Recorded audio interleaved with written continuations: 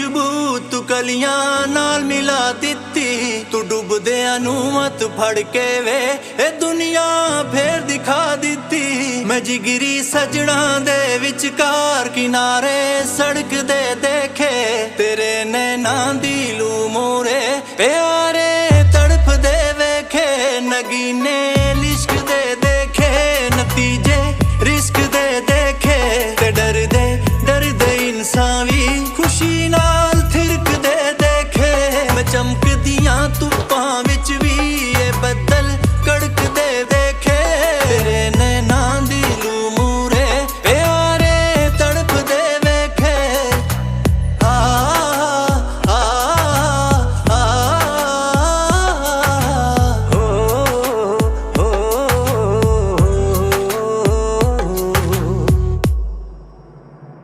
मिट्टी दे बंदे एक दिन वे खुदा नू छू भी सकदे ने। मेरा एहसास है पूरा करिश्मे हो भी सकदे ने। जो पत्थर बन के बैठियां सी सूरतां गौण लगियां ने, मैं पहला सुनिया नहीं सी जो हिदायतां आउण लगियां ने। पहाड़ां दे विच दूर किते जिवें टल खड़क दे देखे, तेरे नैना दी लू मोरे प्यारे तड़प दे वेखे। नगीने लिश्क दे देखे, नतीजे रिस्क दे देखे, ते डर दे इंसान भी खुशी नाल थिरक दे देखे। मैं चमक दियां धुप्पां विच भी ये बदल कड़क दे देखे, तेरे नैना दी लू मूरे प्यारे तड़प दे वेखे।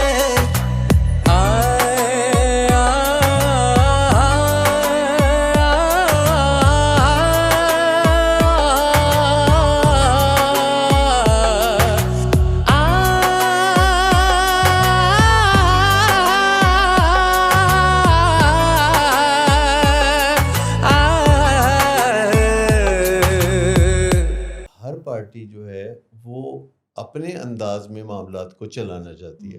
جیسے علاج کرنے والے ہیں تو وہ علاج کا پروٹوکول نافذ کرنا چاہتے ہیں, وہ پرنسپل سینٹرڈ ٹریٹمنٹ کرنا چاہتے ہیں. مریض جو ہے وہ چاہتا ہے کہ میرا کنٹرول میرے ہاتھ میں رہے, میرا کنٹرول میرے ہاتھ سے نہ جائے. صحیح ہے. فیملی جو ہے وہ وہم اور وسوسوں میں رہتی ہے کہ پتہ نہیں کہیں ایسا نہ ہو جائے, کہیں ویسا نہ ہو جائے. وہ میل اڈیپٹیشن میں جا چکے ہوتے ہیں, یعنی مریض کو خوش کرنے کی کوششوں میں اس حد تک آگے وہ بڑھ جاتے ہیں کہ انہیں سمجھ نہیں لگتا کہ کون سی چیز میں مریض کے ساتھ تعاون کرنا ہے اور کون سی چیز میں تعاون نہیں کرنا. اکاؤنٹیبلٹی کی جو بات ہے اس کو اس لیے انتہائی اہم کہا جاتا ہے کہ یہاں سے ہی سارے معاملات خراب ہونا شروع ہوتے ہیں. جب گھروں میں ایسے معاملات ہوتے ہیں, یعنی نشے کی بیماری یا ایڈکشن ایگزسٹ کر رہی ہوتی ہے, تو بات یا تو ہوتی نہیں ہے یا بہت زیادہ خراب ہوتی ہے. توہین ہو رہی ہوتی ہے, دھمکیاں دی جا رہی ہوتی ہیں, خاموشی اختیار, ترلے, وعدے, منتیں, اس کو بات چیت سمجھا جا رہا ہوتا ہے, جو کہ یہ بات چیت نہیں ہوتی ہے. سو بات چیت کو سلامتی کے ساتھ کرنا. اچھا, جب فیملی اور پیشنٹ بات کریں تو اس کے اندر بھی احترام ہو اور بات بھی حقائق پہ ہو. جو فیملی اور مریض کے درمیان ہے وہ کوئی بات چیت صحیح طریقے سے چل نہیں رہی ہوتی, کیونکہ فیملی کو سمجھ میں نہیں آ رہا ہوتا کہ کیسے ڈیل کرنا ہے مریض کے ساتھ. مریض جو ہے وہ فیملی سے جب بات چیت کرتا ہے یا ان کی بات نہیں مانتا تو ان کے درمیان ایک قسم کا تصادم کی فضا ہوتی ہے, اور دونوں کو پتہ نہیں ہوتا کہ جب معاملہ بیماری کا ہو اور اس کے علاج کا ہو تو پھر کیسے بات چیت کو آگے چلانا ہے. جبکہ علاج کرنے والے جو ہیں وہ اس معاملے میں ٹرینڈ ہوتے ہیں کہ انہوں نے آپس میں کیسے بات کرنی ہے, انہوں نے خود مریض سے کیسے بات کرنی ہے اور اس کے فیملی ممبر سے کیسے بات کرنی ہے. پیشنٹ کے ساتھ بھی سر جب وہ اپنی نشے سے نجات کا سفر شروع کرتا ہے تو اس کو بھی اسی طرف لانا چاہیے کہ اس کی زندگی نشے کے بغیر کتنی بہتر ہو سکتی ہے, بیکاز اس کو آئیڈیا نہیں ہوتا. اس کو یہی نظر آ رہا ہوتا ہے کہ میری زندگی جو ہے نشوں کے بغیر, مطلب ریسنٹلی ایک پیشنٹ بار بار مجھ سے یہ بات کرتا ہے, آپ کو یقین ہے کہ میں یہ نشہ چھوڑ کر ایک اچھی زندگی گزار سکتا ہوں. السلام علیکم, میرا نام سلمان احمد وان ہے. آپ اس وقت اپنی اسکرینس کے اوپر جو پروگرام دیکھ رہے ہیں اس کا نام ہے یو آسک فار اٹ, یعنی اس کا تقاضا آپ کی طرف سے تھا، اس کا مطالبہ آپ کی طرف سے تھا۔ وہ کیوں تھا کہ نشے کی بیماری جو کہ بڑھتی چلی جا رہی ہے اس کے حوالے سے اویئرنیس بہت کم ہے، مینٹل ہیلتھ کے مسائل کے حوالے سے، ایڈکشن کے مسائل کے حوالے سے، معاشرے میں باقی جو مسائل ہیں ان کے حوالے سے بات چیت کم ہوتی ہے۔ پھر جب مسائل آتے ہیں اور بات چیت کم ہوتی ہے تو اس کا مطلب ہے کہ حل بھی کم کم ہی پتہ چلتا ہے۔ ولنگ ویز وہ پاکستان کا اور دنیا کا پہلا پلیٹ فارم ہے جو کہ روزانہ کی بنیاد پر شام 7 بجے ایک شو کرتا ہے، جو کہ دنیا میں یہ واحد اعزاز ولنگ ویز کو حاصل ہے اور پاکستان کو حاصل ہے کہ روزانہ براہ راست شو ہوتا ہے۔ پاکستان کے 3 مختلف شہروں سے 4 مختلف سینٹر سے یہ پروگرام مختلف ٹیمز کنڈکٹ کرتی ہیں، یعنی ہر سینٹر کی جو پروفیشنل ٹیم ہے وہ آپ کے سامنے کسی نئے موضوع کے ساتھ روزانہ پیش ہوتی ہے، اور اس کے حوالے سے جو سوالات ہیں جو کہ آپ کے سوالات ہوتے ہیں، جو کہ آپ کمنٹ سیکشن میں بھیجتے ہیں، ان باکس میں بھیجتے ہیں، ان کو اس پروگرام کا حصہ بنایا جاتا ہے اور اس کے ذریعے پھر مسائل کا حل تلاش کیا جاتا ہے۔ آج چونکہ ہفتے کا روز ہے تو پروگرام کافی خاص ہوا کرتا ہے، وہ اس وجہ سے کہ یہ لاہور اسٹوڈیو سے ہوتا ہے، ڈاکٹر صداقت علی کے ساتھ ہوتا ہے۔ آپ کے تعارف میں بس یہ کہا جائے تو کافی ہے کہ یہ نصف صدی کا قصہ ہے، 2-4 برس کی بات نہیں۔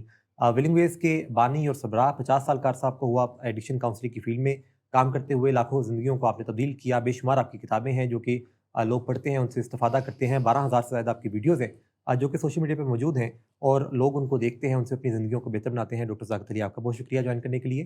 ہمارے ساتھ مس شمائلہ بطول موجود ہوا کرتی ہیں، آپ ولنگ ویز کے لیے بطور ڈائریکٹر اپنے فرائض سر انجام دیتی ہیں، کلینکل سائیکولوجسٹ ہیں، 12 سال کا عرصہ آپ کو ہوا ولنگ ویز سے وابستہ ہوئے۔ مس شمائلہ آپ کا بہت شکریہ۔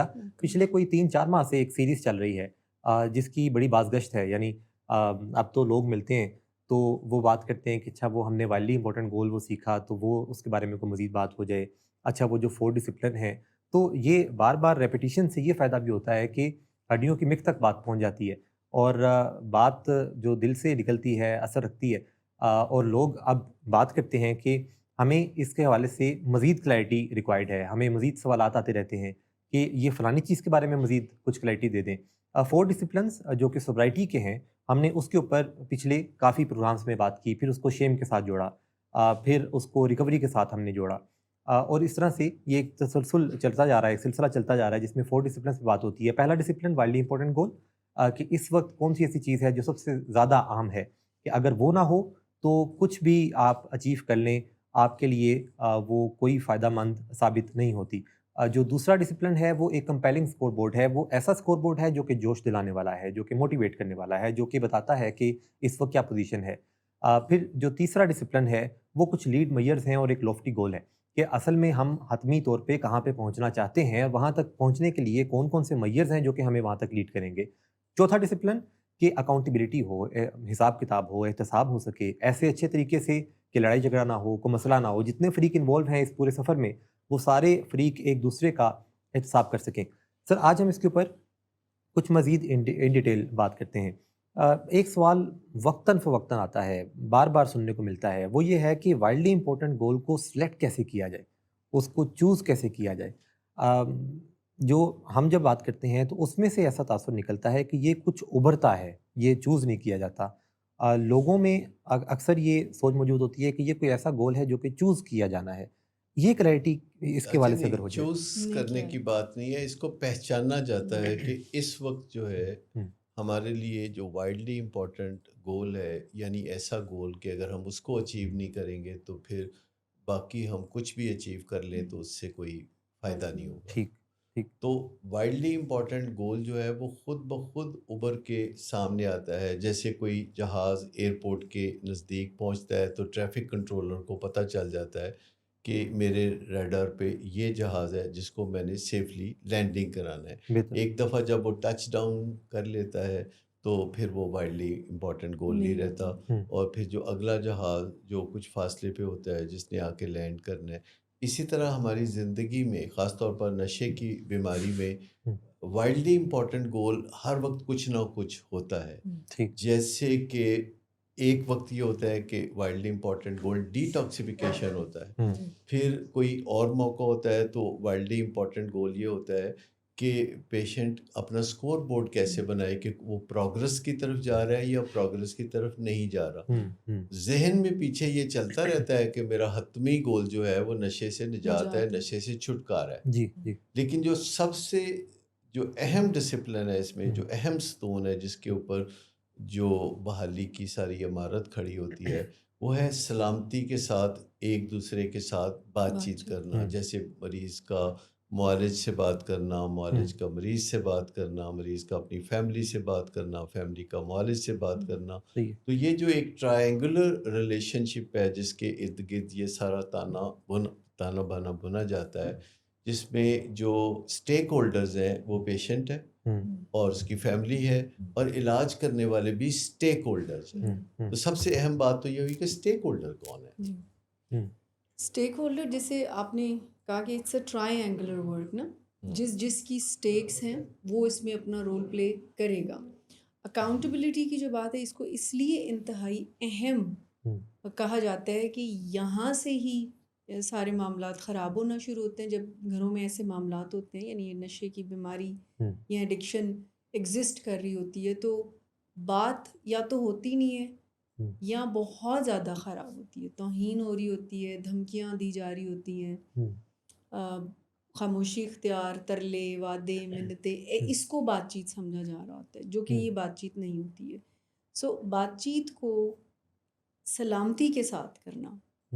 اچھا، جب فیملی اور پیشنٹ بات کریں تو اس کے اندر بھی احترام ہو اور بات بھی حقائق پہ ہو. لیکن ایک اس میں پہلو یہ بھی ہے کہ جو فیملی اور مریض کے درمیان ہے وہ کوئی بات چیت صحیح طریقے سے چل نہیں رہی ہوتی، کیونکہ فیملی کو سمجھ میں نہیں آ رہا ہوتا کہ کیسے ڈیل کرنا ہے مریض کے ساتھ. مریض جو ہے وہ فیملی سے جب بات چیت کرتا ہے یا ان کی بات نہیں مانتا تو ان کے درمیان ایک قسم کا تصادم کی فضا ہوتی ہے، اور دونوں کو پتہ نہیں ہوتا کہ جب معاملہ بیماری کا ہو اور اس کے علاج کا ہو تو پھر کیسے بات چیت کو آگے چلانا ہے. جبکہ علاج کرنے والے جو ہیں وہ اس معاملے میں ٹرینڈ ہوتے ہیں کہ انہوں نے آپس میں کیسے بات کرنی ہے، انہوں نے خود مریض سے کیسے بات کرنی ہے اور اس کے فیملی ممبر سے کیسے بات کرنی ہے.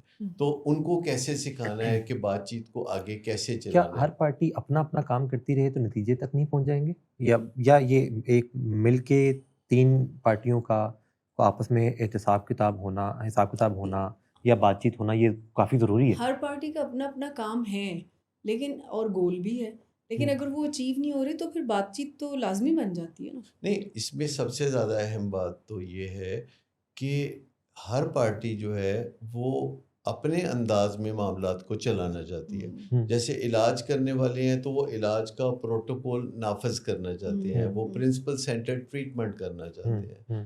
مریض جو ہے وہ چاہتا ہے کہ میرا کنٹرول میرے ہاتھ میں رہے، میرا کنٹرول میرے ہاتھ سے نہ جائے. صحیح ہے. فیملی جو ہے وہ وہم اور وسوسوں میں رہتی ہے کہ پتہ نہیں کہیں ایسا نہ ہو جائے، کہیں ویسا نہ ہو جائے. وہ میل اڈیپٹیشن میں جا چکے ہوتے ہیں، یعنی مریض کو خوش کرنے کی کوششوں میں اس حد تک آگے وہ بڑھ جاتے ہیں کہ انہیں سمجھ نہیں لگتا کہ کون سی چیز میں مریض کے ساتھ تعاون کرنا ہے اور کون سی چیز میں تعاون نہیں کرنا.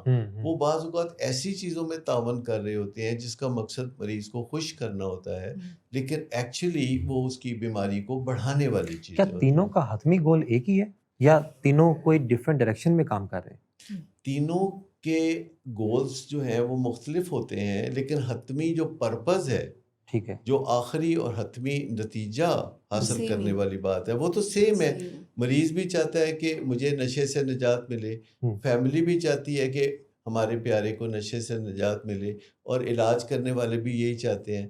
لیکن اس کے لیے جو روڈ میپ ہے، جو لیڈ میئرز ہیں، جو روڈ میپ ہے، یہ جو بہت سارے چھوٹے بڑے کام ہیں جو کرنے کے ہیں، وہ ایک جسے ہم پروٹوکول کہتے ہیں، وہ تو علاج کرنے والوں کو پتہ ہے. ٹھیک ہے. مریض سمجھتا ہے کہ میری ول پاور کا معاملہ ہے، بس میں ول پاور سے کوشش کروں یا میری باتیں مان لی جائیں یا سب لوگ میری مرضی پر چلیں، میری فرمائشیں پوری کریں تو پھر میں نشہ چھوڑ سکتا ہوں. تو یہ مریض کی نہ ماننا، یعنی کیا یہ ضروری ہے کہ مریض کی بات کو نو کہا جائے، یا کیا اس کا مطلب یہ ہے کہ مریض کی مرضی یا مریض کی خواہشات بیمار ہیں، یا اس کے پیچھے کیا سائنس ہے؟ دیکھیں، نو اور یس تو آپ میرٹ پہ کرنا چاہیں گے نا. اگر آپ کو لگتا ہے کہ ہمارے پیارے کا کسی چیز میں فائدہ ہے تو آپ یس کہیں گے. اگر آپ کو لگتا ہے کہ اس کا اس میں نقصان ہے یا کوئی خطرہ ہے تو پھر وہ کتنا بھی زور دے تو آپ کو نو کہنا ہوگا. اسی طرح مریض جو ہے چونکہ وہ پہلے کافی دفعہ کوششیں کر چکا ہوتا ہے نشہ چھوڑنے کی، اور نشہ چھوڑنے کی جب وہ کوششیں کرتا ہے تو اس کو مختلف قسم کے مسائل ہوتے ہیں، اور وہ ان مسائل کو مینج کرنا نہیں جانتا، تو اس کو پھر واپس پلٹ کر وہ اپنے نشے کی طرف واپس جاتا ہے. کہ اگر وہ نشے سے ذرا دور نکلتا ہے تو اس کو کوئی نہ کوئی مشکلات ہونے لگتی ہیں، تو بار بار کا اس کا تجربہ یہ ہوتا ہے کہ ان مشکلات کو دیکھتے ہوئے واپس پلٹ کے نشے کی طرف جائے، اور وہ اس سچویشن کو اس طرح نہیں سمجھ رہا ہوتا جیسے کہ ایک معالج سمجھ رہا ہوتا ہے، نہ ہی وہ اس طرح سمجھ رہا ہوتا ہے جیسے کہ اس کے فیملی ممبر سمجھ رہے ہوتے ہیں. خود فیملی ممبرز جو ہیں اپنے پیارے کی محبت میں بہت پریشان ہوتے ہیں، لیکن انہیں پتہ نہیں ہوتا کہ صحیح قدم کون سا ہے اور کون سا قدم صحیح نہیں. مریض کی مرضی سے جو آپ نے بات کی نا، جیسے بھی سر نے کہا کہ وہ بار بار ایک بناتا ہے ذہن، مرضی بناتا ہے چھوڑنے کی اور واپس اس کے ٹریپ میں پھنستا ہے، تو اس کی مرضی ہی بیمار ہوتی ہے. تو اس لیے ان کے لیے وہ فیصلے جو کہ لازمی ہیں ان کی صحت کے لیے، ان کی زندگی بچانے کے لیے، تو وہ صحیح ہونے چاہیے، جو کہ معالج کو پتہ ہے. معالج کا یہ کام ہے کہ جو فیصلے فیملی کے لیے صحیح ہیں، یعنی علاج میں ایسی چیزوں پہ تعاون کریں جس سے نشے سے نجات ملے، ایسی چیزوں پہ تعاون نہ کرے فیملی جس سے کہ نشے کی بیماری کو بڑھاوا ملتا ہے، جیسے انیبلنگ پرووکنگ. سو ایسی چیزوں میں کہیں نہ کہیں پر جو پرنسپل سینٹرڈ ہونا ہے وہ ضروری بنتا ہے. ہم اس میں 3 پارٹیز کی بات کر رہے ہیں، 3 اسٹیک ہولڈرز کی بات کر رہے ہیں. وقفے پہ ویسے ہم نے جانا ہے، لیکن اس سے آ کے سوال یہ ہے کہ جیسے ہم نے لاسٹ ایک اس میں بات کی کہ باؤنڈریز ہونی چاہیے محبت میں، اور اس میں ذکر یہ تھا کہ فیملی جو ہے وہ اپنے پیشنٹ کے ساتھ جو محبت کرتی ہے وہ کوئی انیہ وار ٹائپ کرتی ہے اور اس میں باؤنڈریز نہیں رکھتی. کیا یہ جو 3 پارٹیز ہیں اس میں ایسا بھی ہو سکتا ہے کہ پروفیشنل بھی کو ڈیپینڈنٹ ہو جائے، یا پروفیشنل بھی کہیں کسی لیول کے اوپر انیبلنگ کی طرف آ جائے یا پرووکنگ کی طرف آ جائے؟ کو ڈیپینڈنٹ ہونا صرف اس وجہ سے ہوتا ہے جب آپ وہ اقدامات کر رہے ہوتے ہیں جن کا مثبت نتیجہ نہیں نکل رہا ہوتا، اور آپ مسلسل وہ اقدامات کیے چلے جاتے ہیں، تو پھر آپ کو اچھا بھی لگتا ہے اور آپ کو برا بھی لگتا ہے، اور بار بار آپ کی جو فیلنگز ہیں وہ خرابی کی طرف جاتی ہیں. لیکن دیکھنے والی بات یہ ہے کہ جو علاج کرنے والے لوگ ہیں وہ اس معاملے کو پہلے سے جانتے ہیں کہ آگے بیماری کیا شکل اختیار کرے گی اور اس کے لیے کیا اقدامات کرنے ہوں گے. مریض کے لیے بیماری کو دریافت کرنے کا معاملہ ہوتا ہے کہ وہ جب نشہ چھوڑتا ہے تو وہ دریافت کرتا ہے، یا اس کو پتہ چلتا ہے کہ نشہ چھوڑنے سے کیا ہوتا ہے. پھر وہ دوبارہ نشہ کرتا ہے تو اسے پتہ چلتا ہے کہ اس سے کیا ہوتا ہے. اسی طرح جو فیملی ہے وہ بھی اپنے طور پر جب وہ دیکھتی ہے کہ مریض کوئی اقدامات کر رہا ہے تو اس کو فائدہ ہو رہا ہے یا نقصان ہو رہا ہے، تو اس کو بھی سمجھ نہیں لگ رہی ہوگی کہ صحیح قدم کون سا ہے اور غلط قدم کون سا ہے. تو یہ جو صحیح اور غلط قدم کا پہچان لینا ہے یہ ایک سائنس ہے، اور یہ اس وجہ سے کہا جاتا ہے کہ یہ بیماری پیور سائنسی ہے، اس کا پورا ایک ڈیزیز کنسیپٹ ہے، اس کا علاج بھی پیور سائنسی ہے، یعنی کامن سینس سے اس کا علاج نکالا نہیں جا سکتا. اس میں مزید ہم نے بات کرنی ہے کہ جو 4 ڈسپلنز ہیں اس میں کہاں پہ کنفیوژن آتی ہے، اور اس کنفیوژن کو ہم آج کلیئر کرنا چاہتے ہیں جو کہ آپ ہی کے سوالات ہیں. تب تک کے لیے ایک وقفہ لیتے ہیں، وقفے سے واپس آتے ہیں، پھر اس بات کو آگے بڑھاتے ہیں.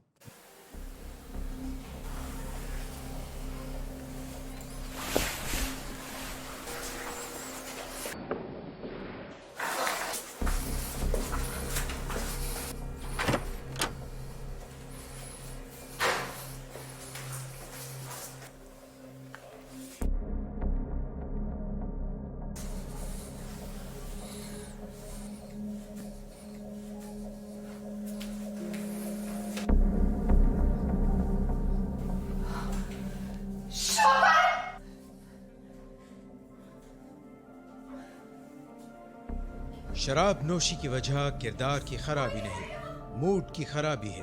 شراب نوشی کبھی بھی نشے کی بیماری میں بدل سکتی ہے. نشے کی بیماری ہر سٹیج پر قابل علاج ہے. مدد حاصل کیجیے، کیونکہ وہ ایسا نہیں کرے گا.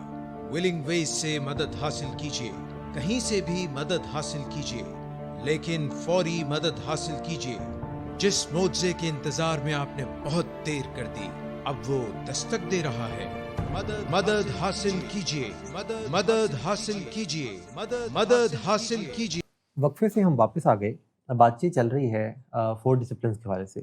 سر یہ ڈسپلن 2 جیسے ہے کمپیلنگ اسکور بورڈ کے حوالے سے، نارمل اسکور بورڈ اور کمپیلنگ اسکور بورڈ، یہ کیا ہر اسکور بورڈ کمپیلنگ ہوتا ہے یا اس میں کوئی ڈفرینس ہے اس لفظ کو ایڈ کرنے سے؟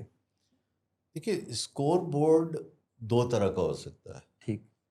ایک اسکور بورڈ ہے جو کہ آپ کو جوش دلا دے، صحیح. اور ایک اسکور بورڈ ہے جو کہ آپ کی ہمت پست کرے. ٹھیک ہے. اگر آپ کسی بھی پروجیکٹ پہ کام کر رہے ہوں اور آپ صرف ان چیزوں کو گن رہے ہوں یا ناپ تول رہے ہوں جو کہ منفی ہو رہی ہیں، تو پھر آپ کو جوش تو نہیں ہوگا نا، پھر آپ ٹھنڈے ہو کے بیٹھ جائیں گے، مایوس ہو جائیں گے.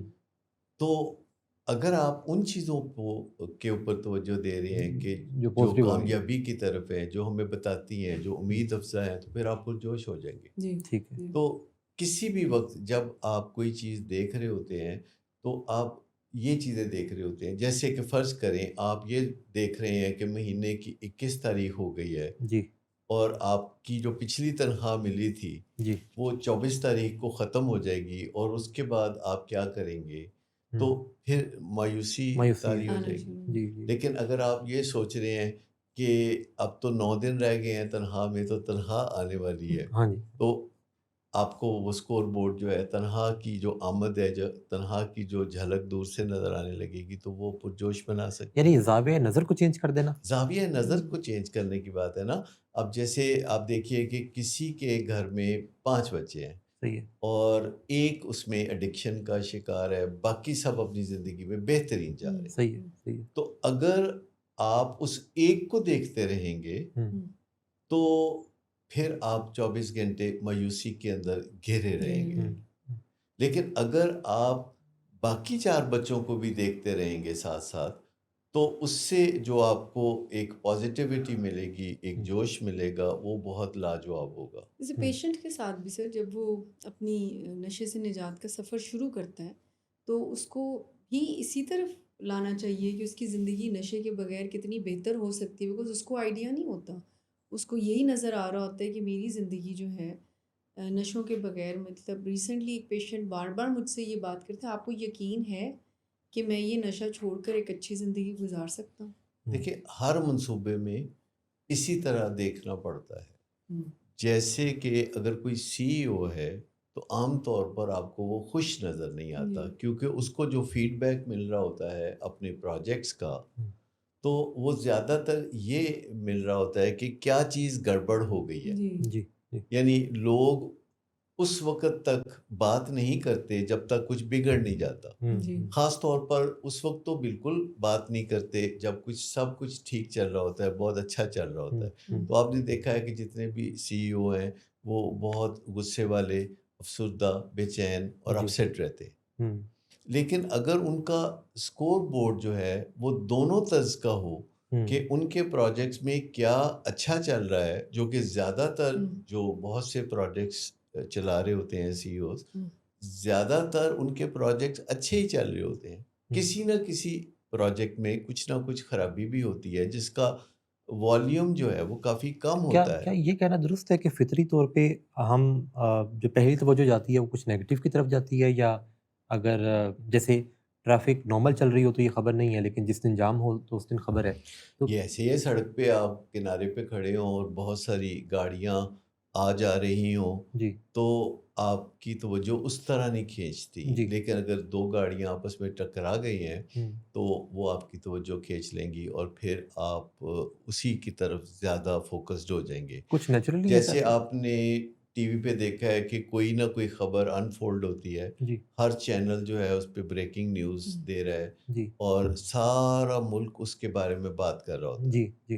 اور پھر 2-3 دن کے بعد وہ خبر جو ہے ڈائی ڈاؤن کر جاتی ہے، کیونکہ کوئی اور بری خبر آ جاتی ہے. اچھا، جتنا بھی آپ میڈیا ہے اسے اگر آپ دیکھیں یا چینلز دیکھیں تو خبر کا مطلب ہے کوئی بری خبر. عام طور پر جو اچھی خبریں ہیں وہ لوگوں کو نہیں سنائی جاتی، کیونکہ وہ الارمنگ نہیں ہوتی، وہ لوگوں کی توجہ نہیں کھینچتی. مجھے اچھی طرح یاد ہے کہ ایوب خان کے زمانے میں جب ٹیلی ویژن سٹارٹ ہوا ان کے زمانے کے آخری حصے میں، یعنی 1964 میں جب ٹیلی ویژن آیا تو جو 9 بجے کا ایک خبر نامہ ہوتا تھا تو وہ تمام جو وزیر ہیں ان کی عمدہ کارکردگی کے بارے میں ہوتا تھا کہ کون کون سے کام ملک میں بہت اچھے ہو رہے ہیں، ان کو رپورٹ کیا جاتا تھا. پھر آہستہ آہستہ جو میڈیا آگے بڑھا تو مطلب بری خبر زیادہ بڑھا چڑھا کر دینا شروع انہوں نے کر ابھی تو دی. مجھے یہ لگتا ہے کہ نیوز کا مطلب ہی بری خبریں دینا ہاں، زیادہ تر. مطلب وہ کہتے ہیں کہ جو اگر کوئی کتا کسی بندے کو کاٹ لے تو یہ خبر نہیں ہے، لیکن یہ بندہ جو ہے کتے کو کاٹ لے تو یہ خبر اس سے بنتی ہے. جی تو بہت ساری چیزیں ہوتی ہیں. تو سمجھانا مقصد یہ ہے. جو کمپیلنگ سکور بورڈ ہے، ہمارا کمپیلنگ سکور بورڈ ایسا ہونا چاہیے جس کا نیٹ رزلٹ جو ہے ہمیں جوش دلانے والا ہو، موٹیویشن دینے والا ہو. ویسے زندگی میں بھی ہر وقت ایسے واقعات ہوتے رہتے ہیں، پروجیکٹس میں بھی ہوتے رہتے ہیں، اور منصوبوں میں بھی کچھ نہ کچھ چھوٹی موٹی گڑبڑ ہوتی رہتی ہے. لیکن بائی اینڈ لارج جو ہے وہ منصوبوں میں کامیابی مل رہی ہوتی ہے، لوگ زندگی میں آگے بڑھ رہے ہوتے ہیں. آپ نے اکثر سنا ہوگا گزشتہ بہت سارے سالوں سے کہ پاکستان جو ہے وہ بہت نازک دور سے گزر رہا ہے. جی جی گزرتا جا رہا ہے. اچھا، یہ جتنی بھی باتیں ہیں ساری کی ساری اس پہ کوئی لاجک نہیں دی جاتی. اگر آپ فیکٹس اینڈ فگرز کو دیکھیں تو پاکستان نے اور دنیا کے دوسرے ممالک نے بھی بہت ترقی کی ہے. لاہور کی جو شکل آپ کو اب نظر آتی ہے تو 25 سال پہلے 50 سال پہلے تو ایسی شکل بالکل نظر نہیں آتی. لیکن یہ سٹیٹمنٹ بکتی ہے نا کہ پاکستان نازک دور سے گزر رہا ہے. سر اس کی وجہ مطلب یہ نیگیٹو اپریزل ایک مائکرو ایڈکشن بھی ہے کہ ہمارا دھیان ان چیزوں کی طرف جائے. یعنی ایک سوچوں کی آپ سمجھ لیں پرابلم ہے، ایڈکشن ہے کہ آپ دھیان ہی ان چیزوں کی طرف دیتے ہیں جو پرابلمٹک ہے. تو موٹیویشن تو خود بخود ڈاؤن جائے. یہ ایک مائکرو ایڈکشن ہے. آپ نے بڑے مناسب موقع پہ اس کا تذکرہ کر دیا. نیگیٹو اپریزل یعنی منفی چیزوں کی طرف توجہ رکھنا. اس کو ایک مائکرو ایڈکشن اس لیے نہیں کہا جاتا کہ یہ چھوٹی ہے یا اس کا امپیکٹ کم ہے، وہ اس کا نام ہے. مائکرو ایڈکشن اس کا نام ہے. مائکرو ایڈکشن ہم ان کو کہتے ہیں جو ہماری سوچوں کے پس پردہ کہیں بستی ہیں، اور میکرو ایڈکشن ہم ان کو کہتے ہیں جو دوسرے لوگ بھی دیکھ سکتے ہیں. یعنی مائکرو ایڈکشن کا مطلب ہے کہ ارد گرد کے لوگوں کو خبر نہیں کہ ایڈکشن چل رہی ہے، اور جب دوسرے لوگ دیکھتے ہیں سر عام تماشا تو اس کو میکرو ایڈکشن کہتے ہیں. تو جب ذہن میں کوئی معاملہ گڑبڑ ہوتا ہے، جب بنیادیں پڑ چکی ہوتی ہیں تو اس کو ہم مائکرو ایڈکشن کہتے ہیں. اور نیگیٹو اپریزل، جب آپ نشے کے مریض کا علاج کر رہے ہیں تو جو نیگیٹو اپریزل ہے یعنی منفی باتوں کا جائزہ لیتے رہنا، اس سے آپ کو جوش نہیں آئے گا. ویسے جذبات بنیں گے نا، آپ کے جذبات ویسے بنیں گے اگر ہم منفی سوچتے رہیں گے، اور پھر بیہیویئر بھی ویسے ہی ہوگا. اچھا، ایک اور بات بھی ہے کہ جب نشہ کوئی چھوڑتا ہے تو وہ ڈی ٹاکس میں سے جب وہ گزرتا ہے اور اس کے بعد پھر جو پوسٹ ایکیوٹ وڈرال ہوتا ہے، یعنی کافی عرصے تک ایک اندر سلگن سی رہتی ہے، تو لوگ سمجھتے ہیں کہ جب کوئی نشہ چھوڑتا ہے تو اگلے دن ہی وہ لاجواب بن جاتا ہے، یا اگلے چند دنوں میں وہ عروج کی طرف چلنے لگتا ہے. پہلے آپ سمجھے کہ وہ تھوڑا ڈپ آتا ہے، تھوڑا وہ نیچے کی طرف جاتا ہے، اس کو خالی پن لگتا ہے، نشے کے بغیر اس کا دل نہیں لگتا، اس کو کریونگ ہوتی ہے. اسے وڈرال بھی کہتے ہیں. اور علاج میں وڈرال کو پھر باقاعدہ مینیج کیا جاتا ہے میڈیسن سے اور کاؤنسلنگ سے. تو آپ سمجھ لیں کہ یہ جو نیگیٹو اپریزل ہے یہ ایک ایسا سکور بورڈ ہے جس سے کہ مایوسی پھیلتی ہے. لیکن پازیٹیو جو اپریزل ہے یا ایک ایسا سکور بورڈ ہے جو ہمیں امید دلاتا ہے، ہمیں جوش دلاتا ہے، تو یہاں اس کی بات ہو رہی ہے. تو ہمیں خاص طور پر اپنے جو کلائنٹس ہوتے ہیں جو نشے سے بحالی کی جدوجہد کر رہے ہوتے ہیں، چاہے وہ خود مریض ہو یا اس کے فیملی ممبرز ہو، دونوں کو ہم نے اس طرف گامزن کرنا ہوتا ہے کہ آپ جو بہتر ہونے والی چیزیں ہیں ان پہ زیادہ نظر رکھیں. سر ایک اور سوال یہ آتا ہے کہ کیا وائڈلی امپورٹنٹ گول اور لیڈ میجرز یہ ایک چیز ہے جو کہ لوفٹی گول کی طرف لے کے جاتے ہیں؟ نہیں، وائڈلی امپورٹنٹ گول وہ ہے جو کہ ہماری زندگی میں از خود در آتا ہے، یعنی اندر آ جاتا ہے. اور جیسے آپ سمندر کے کنارے کھڑے ہیں تو ایک لہر جو ہے سمندر کے کنارے کی طرف بڑھ رہی ہے جہاں آپ کھڑے ہیں، ٹھیک. اور وہ آپ کے قدموں میں آ کے تو دم توڑ دیتی ہے. لیکن یہ آخری لہر نہیں ہوتی، کچھ فاصلے پہ آپ دیکھتے ہیں تو ایک اور لہر آ رہی ہوتی ہے. اس پہ آپ کی مرضی کا کوئی آپ کی مرضی کا دخل نہیں ہوتا. لیکن جو لیڈ میئرز ہیں وہ آپ ڈیزائن کرتے ہیں. ٹھیک. یعنی جب آپ خود فیصلہ کرتے ہیں کہ میں یہ اقدام کروں گا تو اس سے میرا جو منزل ہے وہ میرے قریب آنی شروع ہو جائے گی، اور نشے سے نجات ایک آخری مرحلے تک چلی جائے گی جب مجھے نشے کی کوئی وہ کریونگ بھی بھی ایک نہ کے ہو. بعد ایک ہے، یعنی لیڈ میئر بھی ایک جب پورا ہو گیا تو پھر کیا دوسرا اور پھر تیسرا؟ وہ تو ملٹیپل ہوتے ہیں نا. صحیح. ایک ٹائم پہ فیملی کے ساتھ الگ ہمارے جو گول سیٹنگ ہے اس کی الگ اچیومنٹ ہوئے گی. ٹھیک. اور پیشنٹ کے ساتھ الگ. اور ایک میئر پورا ہونے کے بعد پھر کوئی دوسرا لیکن میئر. لیڈ میئرز تو کئی ہوں گے. جیسے صحیح. کوئی کرکٹر بننا چاہتا ہے، پاکستان کی ٹیم میں جانا چاہتا ہے، یہ اس کا آخری اور حتمی گول ہے. جی. تو وہ کرکٹ کی بھی پریکٹس کر رہا ہوگا کسی کوچ کی زیر نگرانی، وہ کسی نیوٹریشنسٹ کی مدد سے اپنی ڈائٹ کا بھی خیال رکھ رہا ہوگا، وہ اپنی فٹنس کا بھی خیال رکھ رہا ہوگا، تو وہ اپنے آپ کو مینٹلی ٹف بھی بنا رہا ہوگا. تو یہ ساری لیڈ میئرز ہیں. وہ اپنی سٹریس کو کیسے مینج کرنا ہے جب ایک خوفناک بولر دور سے بھاگتا ہوا آ رہا ہے اور اس نے بہت تیز رفتار گیند پھینکنی ہے، تو بیٹسمین کو اپنے حواس پہ اور اپنے اعصاب پہ کیسے قابو یعنی رکھنا ہے. سائملٹینیسلی ملٹیپل لیڈ میئرز ہو سکتے ہیں.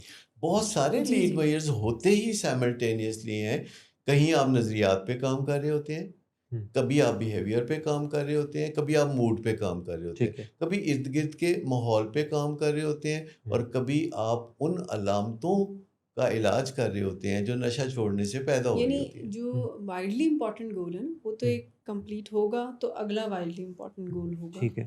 لیڈ میئرز جو ہے وہ ایک ہی ٹائم میں ملٹیپل کام ہو رہا ہوگا اس کے اوپر. ٹھیک. یہ نہیں ہے کہ ایک کمپلیٹ ہوگا اور دوسرا شروع ہو جائے. ہمیں ایک اور سوال بڑا فریکوینٹ آتا ہے، وہ یہ ہے کہ لوگ جب آپ کی ویڈیوز دیکھتے ہیں تو اس میں اکثر وہ گول کی اور پرپس کی بات ہوتی ہے، اور لوگوں میں ایک ہی کنفیوژن بھی ہے کہ ان کو لگتا ہے کہ یہ جو لوفٹی گول ہے یہ بیسیکلی ایک پرپز ہوتا ہے.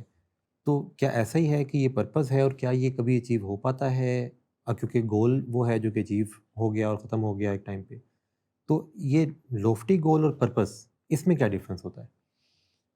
دیکھیے، لافٹی گولز جو ہیں وہ آپ کا وہ ایک حتمی نتیجہ ہوتا ہے، جیسے کہ نشے سے نجات. جی. جب کوئی بندہ نشے سے نجات حاصل کر لیتا ہے الٹیمیٹلی، تو یہ اسے ہم لافٹی گول کہتے ہیں.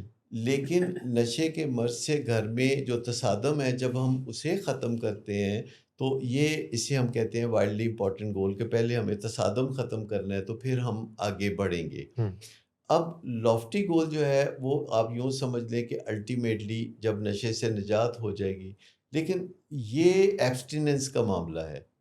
لیکن ایک چیز ہے جسے ہم سوبرائٹی کہتے ہیں، کہ جب کوئی شخص نشہ چھوڑتا ہے تو پہلی منزل یا پہلا پڑاؤ جو اس کا ہوتا ہے وہ ایبسٹیننس ہے. یعنی نشے سے وہ نجات ہو گئی ہے، لیکن ابھی اس کے اندر بے چینی ہو سکتی ہے، ابھی اس کے اندر کریونگ ہو سکتی ہے، اور ابھی اس کے اندر جو ہے کچھ تھوڑا مایوسی کا ایلیمنٹ ہو سکتا ہے، انرجی کم ہو سکتی ہے. لیکن جب سوبرائٹی کی منزلیں وہ طے کرنا شروع کرتا ہے اور قدم بہ قدم آگے بڑھتا ہے، تو پھر وہ ایک نفس مطمئن بن جاتا ہے جس کے پاس ریڈیلی انرجی اویلیبل ہے، اور وہ کوئی بھی کام کرنا چاہتا ہے تو اس میں اس کو سستی نہیں ہوتی، جسے ہم کہتے ہیں کہ ورک ریڈینس اس کے اندر ہوتی ہے. وہ کوئی بھی کام کرنا ہے تو اسے اپنے آپ کو منانا نہیں پڑتا، وہ پہلے ہی ماننا ہوتا ہے کہ مجھے اس وقت پہ یہ کام کرنا ہے، اور وہ ایک ذمہ دار انسان بن جاتا ہے. یعنی وہ اپنی ذمہ داری اٹھانے کے لیے آمادہ ہو جاتا ہے، بجائے اس کے کہ وہ ہر وقت دوسروں پہ ڈپینڈ کرے یا دوسروں پہ انحصار کرے.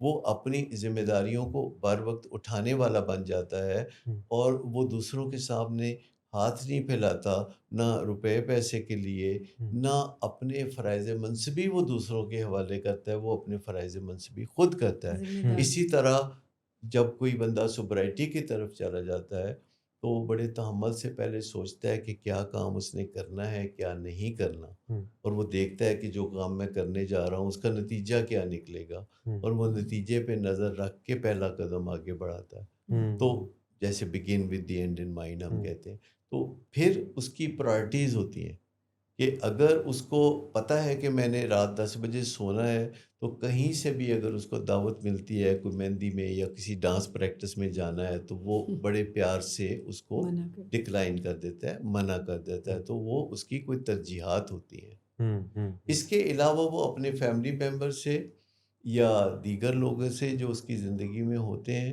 ان کے ساتھ جب وہ ڈیل کرتا ہے تو وہ انہیں ہرانا نہیں چاہتا، وہ انہیں تکلیف پہنچانا نہیں چاہتا، وہ ان کے ساتھ برابر کا سودا کرتا ہے، وہ لین دین میں کھڑا ہوتا ہے، وہ کسی سے کوئی مدد لیتا ہے تو اس کے بدلے میں وہ اس کو مدد دینا چاہتا ہے۔ تو اسی طریقے سے وہ تحمل سے بات سننے لگتا ہے۔ سوبر آدمی جو ہے تحمل سے بات سنے گا، اچھی طرح بات سننے کے بعد وہ فیصلہ کرے گا کہ مجھے کیا کہنا ہے اور پھر وہ کہے گا۔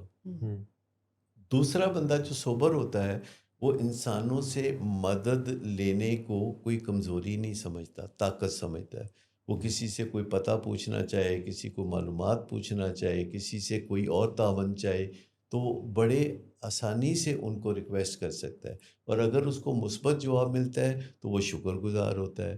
اگر وہ اسے منفی جواب ملتا ہے اور کوئی بندہ اپنی مجبوری بیان کرتا ہے اور اس کی مدد نہیں کرتا تو وہ برا نہیں مناتا۔ اس طرح جو بندہ سوبرائٹی میں چلا جاتا ہے وہ اپنے آپ کو پالش کرتا رہتا ہے، وہ اپنا علم بڑھاتا رہتا ہے۔ اچھا، اب کچھ چیزیں ہیں جو کہ گولز ہیں۔ گولز کا مطلب ہے کہ وہ چیزیں آپ کرنا شروع کرتے ہیں اور اس کے لیے کوئی وقت مقرر کرتے ہیں، اور جب وہ وقت پورا ہو جاتا ہے تو وہ آپ گول حاصل کر لیتے ہیں۔ یعنی گول وہ چیز ہے جسے شروع کیا جاتا ہے اور جسے اختتام تک پہنچایا جاتا ہے اور اس کے لیے کوئی وقت مقرر کیا جاتا ہے، جبکہ پرپز وہ چیز ہے جو آن گوئنگ ہے۔ جیسے سوبرائٹی ایک آن گوئنگ چیز ہے، نیور اینڈنگ ہے، لیکن آپ کی زندگی جو ہے وہ بہتر سے بہتر اور اوپر سے اوپر آتی چلی جاتی ہے، زندگی چمکتی ہے، لیکن گول جیسے اچیو ہوتے ہیں پرپز ویسے اچیو نہیں ہوتا۔ یہ ایک کنٹینیوس چیز ہے جو آپ کی زندگی میں آگے چلتی رہتی ہے۔ کیا لوفٹی گول اچیو ہو جاتا ہے یا وہ بھی پرپز ہی ہے؟ گول جو ہے وہ تو اچیو ہو جائے گا، چاہے وہ لوفٹی ہو، چاہے وہ وائڈلی امپورٹنٹ ہو، چاہے وہ ارجنٹ ہو، چاہے وہ امپورٹنٹ ہو، پرپز نہیں اچیو ہوگا۔ مطلب گول جو ہے، گول کا مطلب ہی یہ ہے کہ جس کی بگننگ ہے اور جس کا اینڈ ہے۔ پرپز جو ہے وہ کبھی اچیو نہیں ہوگا۔ جیسے علم حاصل کرنا ایک پرپز ہے، تو آپ کا کیا خیال ہے کہ کوئی بندہ دنیا بھر میں تمام علم جو ہے وہ حاصل کر سکتا ہے؟ یعنی ڈگری گول ہو سکتی ہے، علم حاصل کرنا یعنی وہ قبر کے کندھوں تک ہے۔ ہاں، تو علم جو ہے وہ حاصل کرتا رہے گا۔ اسی طرح اپنے تعلقات کو اچھا بنانا، کوئی کتنا بھی اپنے تعلقات کو اچھا بنائے، کہیں نہ کہیں مزید اچھا بنانے کی گنجائش باقی رہے گی، تو یہ ایک پرپز ہے۔ جیسے خدمت خلق کرنا، تو آپ خدمت خلق کرتے رہیں گے، آپ کی زندگی جو ہے وہ اس کا اختتام آ جائے گا، لیکن خدمت خلق کا جو ہے اختتام نہیں آئے گا۔ وقت پہ وقفہ لینا گول ہے یا پرپز؟ وقت پہ جو وقفہ لینا ہے یہ گول ہے، یہ گول، کیونکہ گول آپ لیں گے تو آپ لے لیں گے۔ ہم یہ گول اچیو کرتے ہیں اور پھر وقفے سے واپس آتے ہیں تو پھر یہ جو علم پھیلانے کا پرپز ہے اس کو جاری رکھتے ہیں۔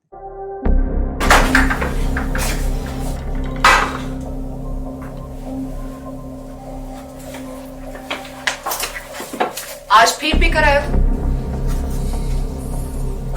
میرا نہیں تو ان بچوں کا ہی خیال کر لو۔ بند کرو تم اپنی بکواس، لیکن تم اپنی گھٹیا کو تو سے باز مت آنا۔ تم ہو ہی گھٹیا انسان۔ تم ہوتی کون ہو مجھے روکنے والی؟ تمہارے باپ کے مال کی پیتا ہوں کیا؟ شراب نوشی کی وجہ کردار کی خرابی نہیں، موڈ کی خرابی ہے۔ شراب نوشی کبھی بھی نشے کی بیماری میں بدل سکتی ہے۔ نشے کی بیماری ہر سٹیج پر قابل علاج ہے۔ مدد حاصل کیجیے، کیونکہ وہ ایسا نہیں کرے گا۔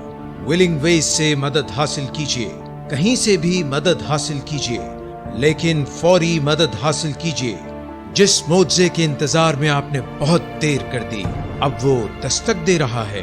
मदद हासिल कीजिए, मदद हासिल कीजिए, मदद हासिल कीजिए।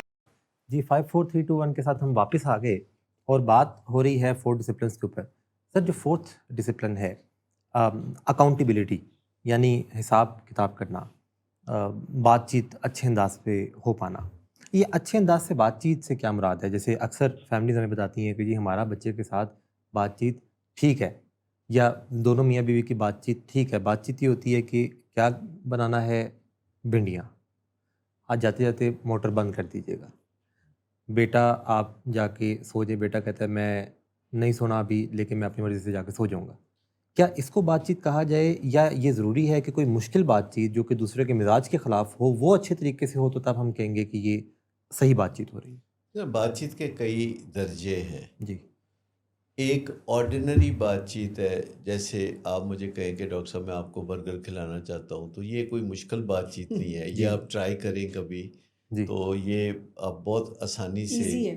बहुत इजी है हम दोनों के लिए कि आप मुझे कहें कि डॉक्टर साहब मैं आपको आइसक्रीम खिलाना चाहता हूँ और सर मैं आपको आइसक्रीम खिलाना चाहता मैं खा लूँगा इंशाल्लाह। तो ठीक। ये इस गल किस्म मुक्की, की जो बातचीत है गल ना, मुक्की। ये बड़ी आसान बातचीत होती है। एक होता है मज़ाकरात। जी। मज़ाकरात में ये होता है कि कुछ लेन कुछ देन होता है जी। और उसमें विन विन हो तो वो भी अच्छे हो जाते हैं। हम्म। एक होता है हिसाब किताब हम्म। कि जिसमें बहुत ज़्यादा ग्रीवेंसेस होते हैं हम्म। और उन ग्रीवेंसों की कोई पुरानी तारीख होती है। जैसे नशे की बीमारी है, 10 साल गुजर गए हैं, मरीज़ ने अपनी बीमारी में कुछ ऐसी चीज़ें की हैं जो कि उसकी बीमारी का हिस्सा है, लेकिन अहले खाना उसे बीमारी का हिस्सा समझने की बजाय किरदार की खराबी समझ रहे होते हैं। अब इस परसेप्शन से बड़ा फ़र्क पड़ता है कि एक चीज़ है जो बीमारी की वजह से हो रही है, जैसे झूठ बोलना, दंगा फसाद करना, ये बीमारी का तकाजा है कि जिससे ये होगा। जी।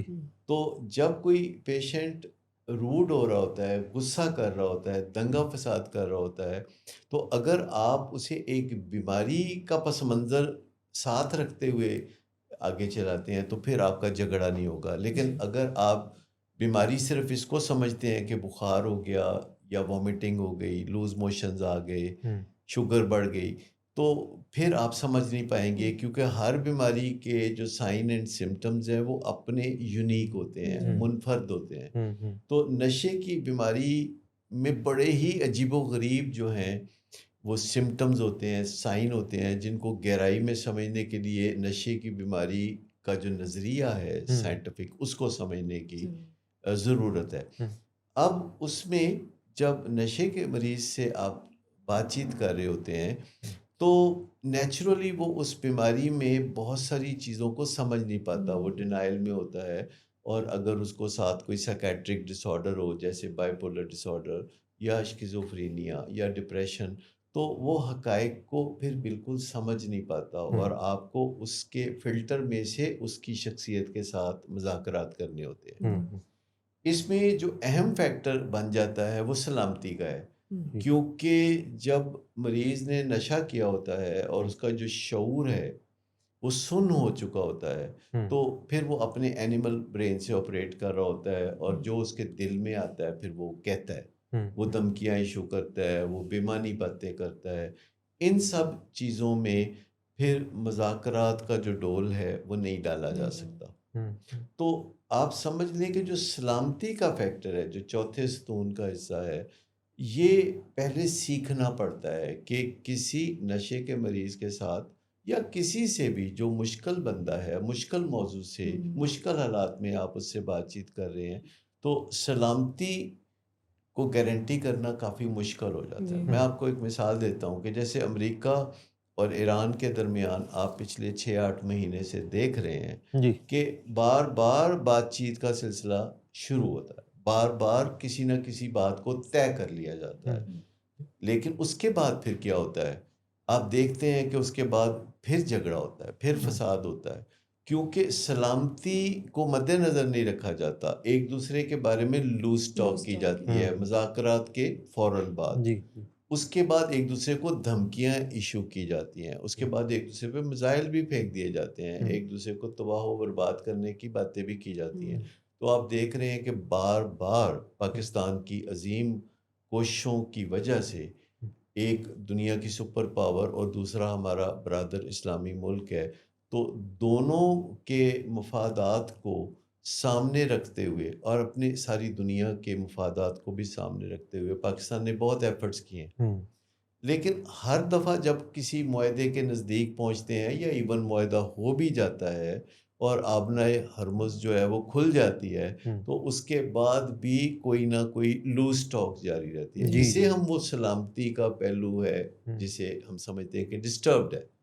اور آپ دیکھ لیں کہ اب یہ بار بار اس دور سے گزرتے ہیں کہ مذاکرات ہو رہے ہیں، آبنائے ہرمز کھل رہی ہے، اب ہمارے معاملات سارے حل ہو جائیں گے، اور اس کے بعد پھر کوئی دو بیان چار آ دن جاتا کے ہے، بعد پھر کوئی بیان آ جاتا ہے، کوئی بندہ جو ہے بند۔ آپے سے باہر ہو کے کوئی بات کرتا ہے، کوئی ادھر سے کوئی ادھر سے، اور پاکستان کی جو محنت ہے وہ رائے گاہ جاتی ہے۔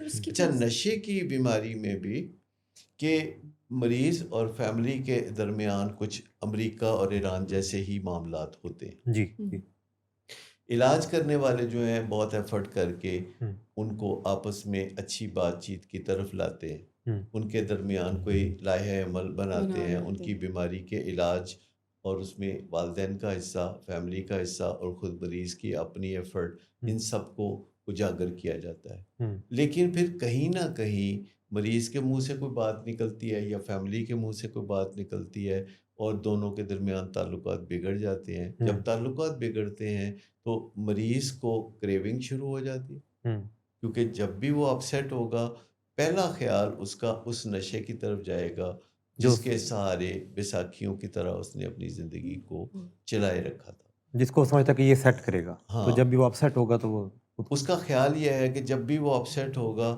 تو نشہ ہے جو اسے سیٹ کرے گا، اس لیے اس نے نشے کو سیٹ تو کیا۔ پھر وہ جو ہے وہ واپس اسی وہ دلدل میں جا پھنستا ہے۔ تو سب سے جو امپورٹنٹ ہے وہ یہ ہے کہ مریض کے ساتھ جب ایک معالج یا کاؤنسلر بات چیت کرتا ہے تو اسے بتائے کہ کن اہم سوالوں کے جوابات کیا ہیں، اور جب فیملی سے بات کی جائے تو انہیں بتایا جائے کہ آپ کے لیے کوئی خاص آدھی درجن سوال ایسے کیا ہیں جن کے جوابات یہ ہیں۔ تو آپ یوں سمجھیں کہ مریض کی زندگی میں اور مریض کے اہل خانہ کی زندگی میں کوئی آدھی درجن معاملات ہوتے ہیں جس پہ بہت زیادہ توجہ دینے کی ضرورت ہوتی ہے، یعنی سمجھیں کہ بہت زیادہ سوالوں کا حل آپ کو نہیں چاہیے نشے کی بیماری میں، آپ کو بس 6-7 معاملات ہیں جو کہ پہلے سے ہی پیش گوئی کی جا سکتی ہے کہ یہ معاملہ ایسے سامنے آئے گا، جب یہ معاملہ سامنے آئے تو آپ نے یہ لائحہ عمل اختیار کرنا ہے اور ان قوانین کے مطابق چلنا ہے۔ لیکن پھر جب مریض جو اپنے اہل خانہ کے ساتھ بات کرتا ہے جو کئی سالوں سے تکلیفیں اٹھا کے تھک چکے ہوتے ہیں، تو ایسے میں ان کا صبر کا پیمانہ لبریز ہوتا ہے۔ جیسے ٹریٹمنٹ میں نا، جیسے ہم یہاں پہ پیشنٹ اور فیملی دونوں کو ہی ہیلپ پرووائڈ کر رہے ہوتے ہیں، جیسے بات چیت کی سر بات کر رہے ہیں، تو ہمارا ایک پروٹوکول ہے جس کو ہم کہتے ہیں انڈسکسیبل کو ڈسکسیبل بنانا۔ اس سے پہلے انٹروینشن وہ فیملی کو انداز سکھایا جاتا ہے کہ کیسے آپ ان کے ساتھ پہلے آپ محبت سے اینکر کرتے ہیں، ٹھیک ہے، اور پھر آپ نشے سے پیدا ہونے والے نقصانات بتاتے ہیں ان ڈیٹیل، اور پھر فیلنگز اور ایکشن، آلٹرنیٹ ایکشن۔ تو یہ ایک طریقہ، اور پھر واپس اینکر کرنا ہے اچھی، یعنی ان کی شخصیت اور ان کی بیماری میں فرق سکھایا جاتا ہے لیٹر رائٹنگ سے۔ انڈسکسیبل کو ڈسکسیبل بنانا یعنی جو بات چیت کے اہم اصول ہیں، جیسے احترام اور سلامتی کے ساتھ بات کرنا، یہ فیملی کو سکھایا جاتا ہے۔ پھر چھوٹی چھوٹی ایسی ایکسرسائزز کی جاتی ہیں پیشنٹ کو بھی پریپیئر کر کے اور فیملی کو بھی، کہ آج ہم اس مشکل موضوع پہ بات کریں گے، تو یہ پرنسپل آپ نے فالو کرنا ہے۔ دیکھیں، انڈسکسیبل جو چیزیں ہیں ان کو ڈسکسیبل بنانا آہستہ آہستہ انسان سیکھ رہا ہے۔ بہت ساری ایسی چیزیں ہوتی ہیں جو ہمارے پاس اچھا لائحہ عمل موجود ہوتا ہے لیکن ہمیں پتہ نہیں ہوتا کہ ان کو ڈسکس کیسے کرنا ہے، لہٰذا ہم وہ روٹین میں جو آنسرز بنے ہوتے ہیں وہ ان کے اوپر چلنا شروع کر دیتے ہیں. جیسے کہ کوئی بھی بندہ کسی کو بھی پوچھتا ہے کہ آپ کیسے ہیں تو اس کا جواب 100% کیا ملتا ہے؟ میں ٹھیک ہوں. بالکل ٹھیک ٹھاک. اچھا تو مجھے بتائیے کہ 100% بندہ ٹھیک ہوتا ہے؟ نہیں ہوتا. اچھا اب زبان پہ چڑھا ہوتا ہے. یہ ایک انڈسکسیبل چیز ہے کہ جو انسان کی فیلنگز ہے جب کوئی پوچھتا ہے کہ آپ کیسے ہیں تو وہ عافیت اسی میں سمجھتا ہے کہ وہ کہہ دے کہ میں ٹھیک ہوں. اچھا اب اس میں قباحت یہ ہے کہ وہ اصل میں ٹھیک ہے نہیں، ہو سکتا ہے اس کو بے چینی ہو سکتا ہے اس کو مایوسی ہو سکتا ہے وہ پریشان ہو. تو اب ایک بندہ کہتا ہے میں ٹھیک ہوں تو وہ اسے کہتا ہے اچھا چلو پھر میرے ساتھ شاپنگ پہ چلو. اب اس بندے کے اندر مایوسی ہے، انرجی اس کی لو ہے اور اب جو ہے وہ ساتھ جانے کی جو اس سے فرمائش ہوئی ہے وہ پوری نہیں کر سکتا تو پھر اس کو مشکلات ہوتی ہیں کہ وہ نہ کیسے کرے، پھر اس کو کسی جھوٹ کا سہارا لینا پڑتا ہے. لیکن اگر فرض کریں کوئی بندہ پوچھتا ہے آپ سے کہ آپ کیسے ہیں تو آپ آگے سے کہتے ہیں کہ میں کچھ پریشان ہوں. کہتا ہے کیا پریشانی ہے؟ تو آپ کہتے ہیں کہ میں ابھی وہ پریشانی آپ سے ڈسکس نہیں کر سکتا، مجھے کچھ مشکلات ہیں، آپ میرے لیے دعا کیجیے گا. اب اس کے بعد وہ اس کو بندہ کہے گا کہ آئیں شاپنگ کرنے لبرٹی مارکیٹ چلتے ہیں، وہ کہتے گا میں دعا کر دوں گا. تو اصل بات یہ ہے کہ جب آپ کچھ بات بتاتے ہیں اور جو بات آپ نہیں بتا سکتے اس کے بارے میں آپ اپنی معذرت کر لیتے ہیں کہ یہ میں نہیں بتا پاؤں گا، یا آپ اس کو ایسے طریقے سے دوسرے تک کمیونیکیٹ کرتے ہیں جس میں آپ کو مشکل پیش نہیں آتی. انڈسکسیبل کو ڈسکسیبل بنانا. اب جب مریض کے اور فیملی کے معاملات چل رہے ہوتے ہیں تو بہت ساری چیزیں ایسی ہوتی ہیں کہ جو گھر والوں کو پکا پتہ نہیں ہوتا اور وہ کھل کے بات بھی نہیں کر سکتے. جیسے مریض اٹھ کے تو باہر جانے لگا ہے کہیں تو وہ اسے کہتے ہیں کہ کہاں جا رہے ہو؟ وہ کہتے ہیں جی میں ذرا مارکیٹ تک جا رہا ہوں. تو اسے کہیں گے بھائی کو ساتھ لے جاؤ یا میں تمہارے ساتھ چلتا ہوں.